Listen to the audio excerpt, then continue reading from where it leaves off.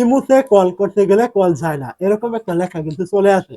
তো যদি আপনার ইমোতে কল করতে গেলে এরকম কোনো লেখা চলে আসে, কলটি না গিয়ে, তাহলে আপনি কিভাবে এটা সমাধান করবেন? তো এটা সমাধান করতে হলে আপনাকে আগে এটা জানতে হবে যে আপনার এই সমস্যাটা কেন হয়? তো ধরুন আমি ইমো ব্যবহার করছি, এখন আমি যদি আমার ইমোতে একটা সেটিং চালু করে রাখি যে আমাকে ইমোতে কেউই কল করতে পারবে না, তাহলে কিন্তু কেউ কিন্তু ইমোতে কল করতে পারবে না। তো এটা যে আমি মানে চালু করে রেখেছি, বিষয়টা কিন্তু এমন নয়। এইখানে কিন্তু ডিফল্ট ভাবে কিন্তু চালু হয়ে যায় ইমো থেকে। মানে ইমো কিন্তু নিজে থেকে এটা অনেক সময় চালু করে দেয় অনেকেই। যার কারণে কি হয়, কেউ কিন্তু তাকে কল কিন্তু করতে পারে না। এখন আপনি যদি এই যে যাকে কল করছেন এরকম লেখা চলে আসছে কল যাচ্ছে না, এটা সমাধান করতে হলে কিন্তু আপনাকে তার মোবাইল থেকে কিন্তু করতে হবে। আপনার এখানে কিন্তু কোনো রকম কাজ নেই। আপনাকে তার মোবাইলটা হাতে নিতে হবে অথবা তাকে বলতে হবে যে তোমার মোবাইলে যে ইমো রয়েছে ওইখানে গিয়ে একটা সেটিং তুমি বন্ধ করো, তাহলে তোমাকে কল করা যাবে।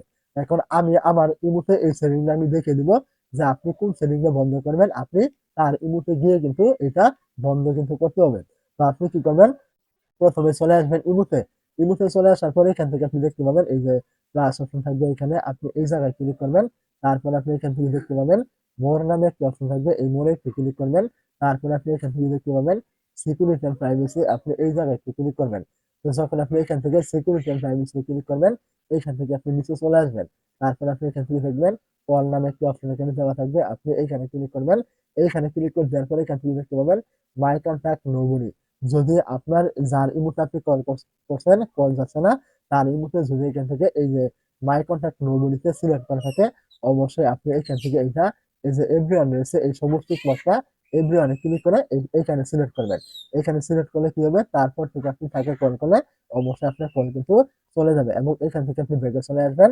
এখান থেকে আপনি দেখবেন যে আপনার এই কলটা এখান থেকে এভরিওয়ান হয়েছে কিনা।